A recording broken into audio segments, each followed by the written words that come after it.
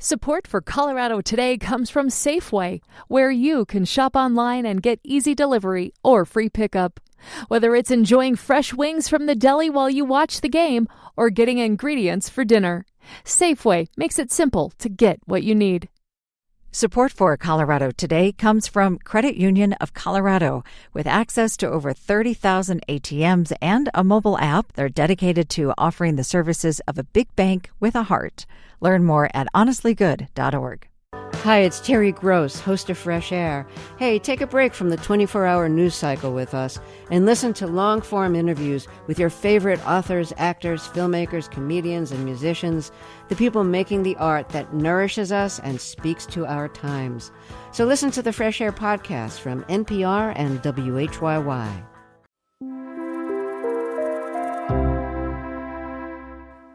Colorado's largest Catholic community has a new leader, James Golka, who's currently the bishop in Colorado Springs. Golka is 59 years old and will step into the role as the next Archbishop of Denver next month. He'll be taking over for Archbishop Samuel Aquila, who's led the Denver Archdiocese since 2012. Aquila recently turned 75, the age when Catholic bishops are required to submit their resignations. Golka will be officially installed as Denver's 6th Archbishop at a Mass on March 25th. I'm Arlo Perez Esquivel. And I'm Bazi Kanani.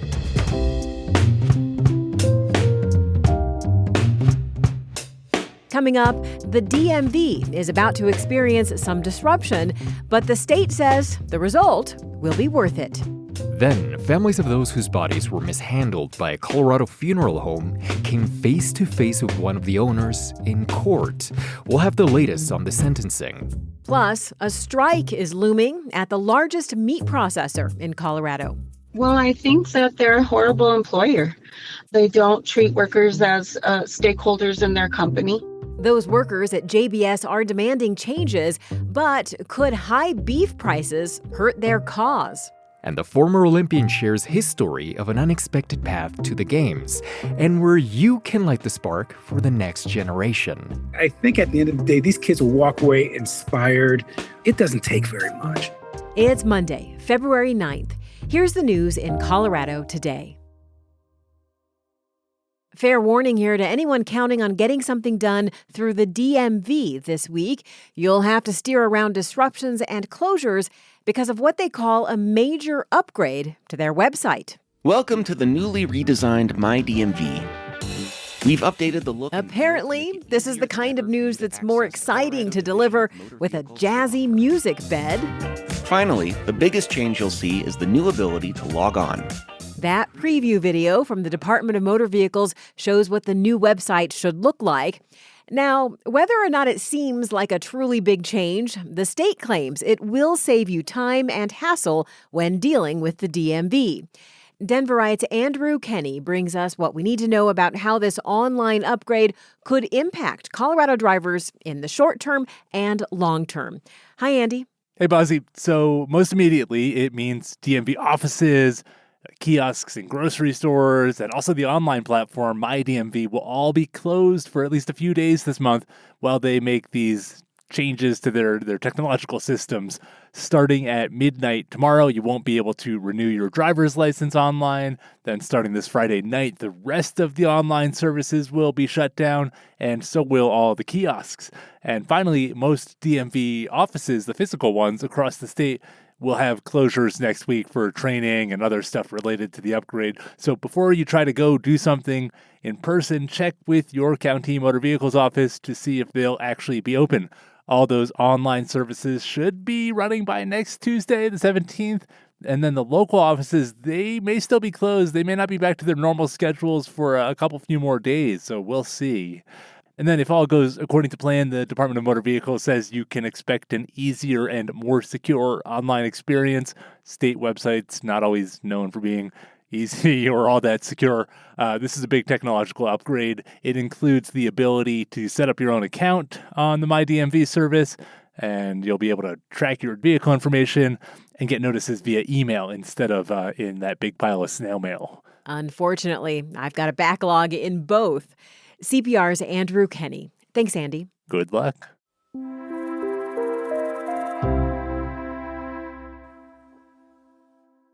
Over the weekend, Breezy Johnson won Team USA's first gold of these Winter Games in the downhill, and we followed that up with a win in the team figure skating event. It was a dramatic way to cap off day 2 of the Olympics. But Sunday also included a scary turn for Lindsey Vonn. The 41-year-old ski racer from Colorado crashed just seconds into the women's downhill at the Milan Cortina Winter Olympics. She lost control on the opening traverse after cutting the line too tight, was spun in the air, and slammed into the course. The crash came just 9 days after Vonn tore her ACL in her left knee, an injury she had hoped to race through. She was treated by medical staff on the hill before being flown away by helicopter. According to Olympic officials, Vonn fractured her left leg and had to undergo surgery. She is in stable condition.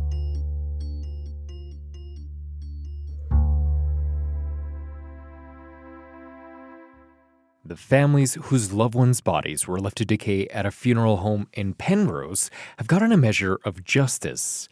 On Friday, one of the owners was sentenced to 40 years in state prison. John Halford and his wife owned the Return to Nature funeral home.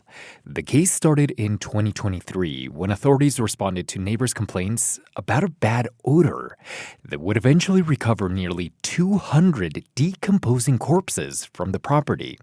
Investigators found that the Halfords used the money they collected from families to pay for a lavish lifestyle, and that they also defrauded the federal government of nearly $1 million in COVID relief funds.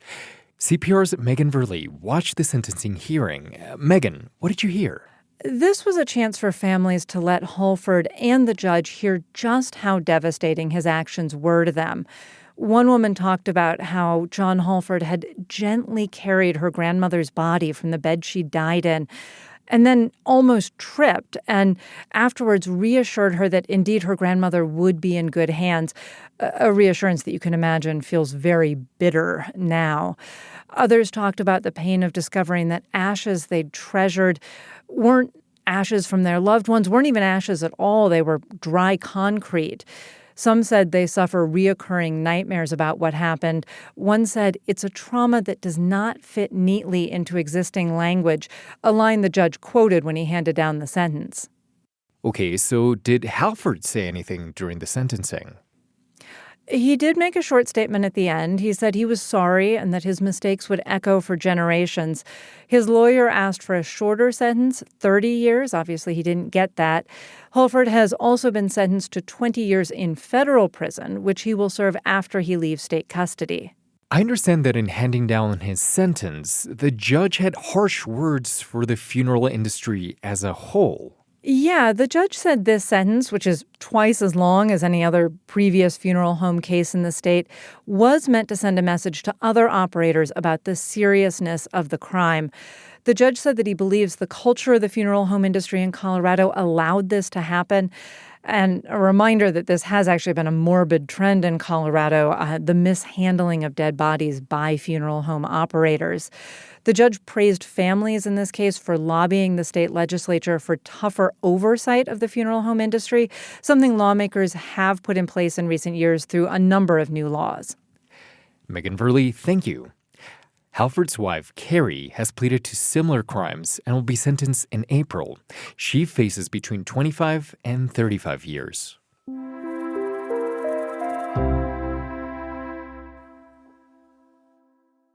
If you've put beef in your grocery cart recently, did you wince at the high price? We're seeing it just kind of a shockwave through the market system. It's really bad timing. That's Erin Spohr from the Colorado Cattlemen's Association talking about how everything from tariffs to drought and even cattle theft has made raising steer more costly in Colorado and beyond. And there could be an additional challenge soon. Workers in Colorado who process the beef are demanding better pay and working conditions.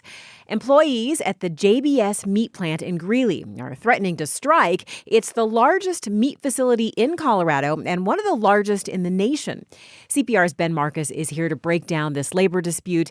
Ben, what are the main concerns for the workers? The union says that JBS has cut back on hours and increased the pace of work inside the facility to dangerous levels. It's already a dangerous job, so increasing the speed inside the facility is something that they're really concerned about. Kim Cordova is the president of that union, United Food and Commercial Workers Local 7, and she claims, too, that JBS has violated labor laws by intimidating workers and backing out of previous offers. Well, I think that they're a horrible employer. They don't treat workers as stakeholders in their company. This is a very vulnerable group of workers. JBS employees in Colorado have been working under a contract extension because their agreement with the company expired last year. JBS has agreed to increase wages across the board nationally, but the Local 7 union says that raise is too small for Colorado's high cost of living. That was some strong language there from the union president, not really even attempting to adopt a diplomatic approach. Is that surprising to you? Not at all. This is something that occurs every few years, and that local union is one of the toughest negotiators, and so the language does not surprise me. What is new right now is that the price of beef is way up, the cattle inputs that go into the meat processing plant. That's putting a lot of pressure on JBS. So the margins for packers between what they pay for cattle and what they get for beef have shrunk quite a bit. James McDonald is a professor at the University of Maryland. He studies agriculture. He said that the rising cost of cattle puts pressure on meat producers because they can't just automatically increase prices at the supermarket. There's a limit on how much people can pay. And you add to that, the price of groceries, and beef in particular, has become such a political issue. President Trump said late last year that he was going to ask the Justice Department to investigate prices targeting large meat producers like JBS. So for those big meat processing companies, they're having to pay more for cattle, and at the same time, for business reasons and political reasons, they have to keep their prices down. That's right. And the experts think that's what's motivating them to push workers harder than the union thinks is safe or reasonable. Although I'll note that Cordova said that JBS has never cared about its workers, even when the economics were good for them. What does JBS say about the union's claims? In a statement, the company basically said that the national wage increase and benefits package is generous enough, and they're not willing to pay Colorado workers more. So far, they're not budging. So what's next? The workers at this plant in Greeley have voted to authorize a strike if necessary, but they haven't stopped showing up at their jobs at this point. That's right. The union will need to give JBS about a week's heads up before they walk off the job, and that hasn't happened yet. We'll continue to follow this. CPR's Ben Marcus. Thanks, Ben. Thank you.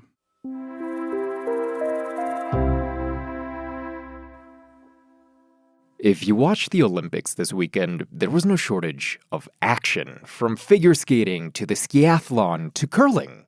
And as the games got underway, the U.S. Olympic and Paralympic Museum in Colorado Springs got in on the celebration.